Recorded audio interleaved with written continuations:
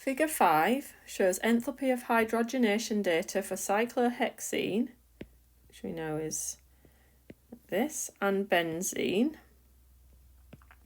and also the predicted data for the theoretical molecule cyclohexo-1,3,5-triene. Compare benzene and the theoretical molecule in terms of stability, shape, and carbon-carbon bond lengths. So looking at the diagram, we can see that benzene has releases less energy on hydrogenation, which means that if we look, it's lower down in this energy profile diagram. It has less built up energy. It is more stable. So benzene is more stable than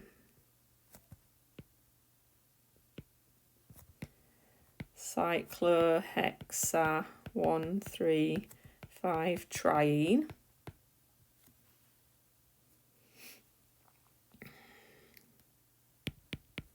It is, and then we want to do the difference between 360 and 208. That's 152 kilojoules per mole more stable. And that is due to delocalization of electrons in the pi bond in benzene. Whereas in the cyclohexa-1,3,5-triene, it's localized pi bonds. Then it says compare their shape.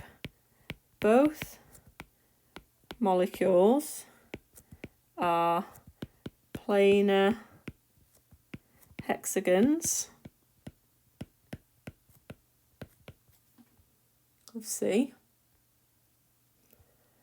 But comparing their carbon-carbon bond length, in benzene, all C-C bonds are the same length,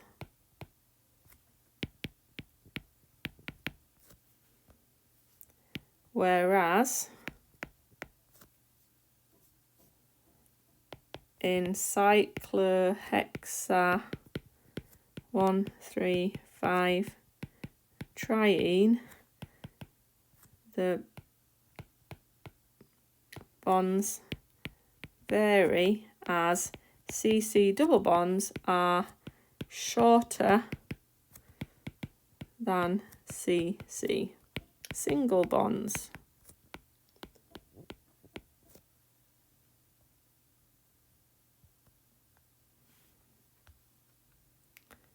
Two steps in the synthesis of an aromatic amine are shown.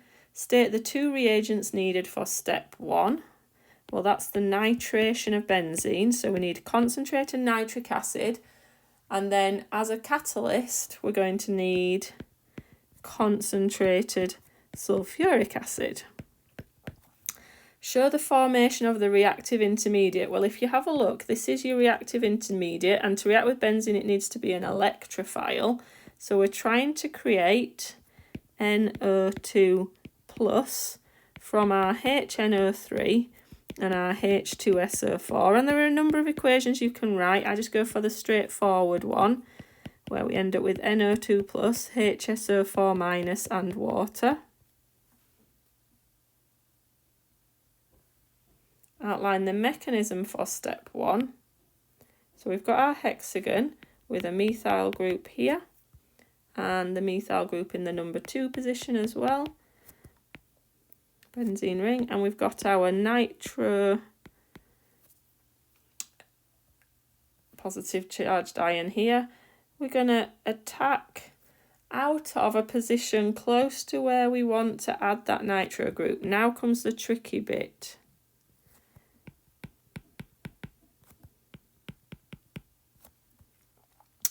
So we've put this NO2 in this bottom position here, still got hydrogen on. Our horseshoe needs to be centered around this carbon at the bottom here with the new substituent, needs to extend between carbons 2 and carbon 6 either side of it. but not go beyond those, and then our plus charge in the centre. Then we're going to break the bond holding the hydrogen on, and that's going to reform the pi bond.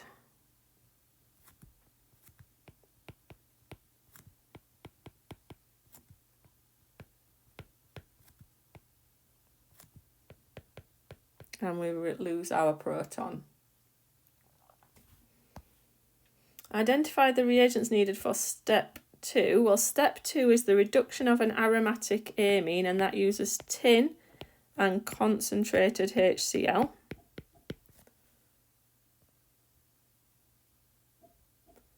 And then it says state a possible use for an aromatic amine. So we need to be careful that we say that they're used, because they're not these things, but they're used to make dyes or to make surfactants or fabric softeners.